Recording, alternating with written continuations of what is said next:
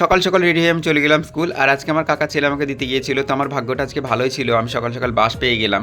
আর ২ period হওয়ার পরে আমাদের একটা ছোট্ট ব্রেক থাকে। তো আমি চলে গিয়েছিলাম ক্যান্টিনে। আর সেখান থেকে আমি লুচি কিনে খেলাম। তারপরে আমাদের একটা ক্লাস ছিল। আমি চলে গেলাম অডিটোরিয়ামে। আর সেখানে আমাদের কিছু মানে অ্যানিমিটাক্সের ক্লাস চলছিল। আর এই ক্লাসে কোনো বাংলা চলে না। এখানে ইংলিশে অ্যান্সার দিতে হয়। তো আমি দুটো অ্যান্সার দিয়েছিলাম আজকে। তো তারপরে আমাদের শুরু হয়ে গেল লাঞ্চ টাইম। তো লাঞ্চ টাইমে আমার প্রচণ্ড খিদে পেয়েছিল, প্রচণ্ড একেবারে বলা যাবে না, এত খিদে পেয়েছিল। তারপর লাঞ্চ বক্সে দেখতে অনেক কিছু আছে আমার জন্য।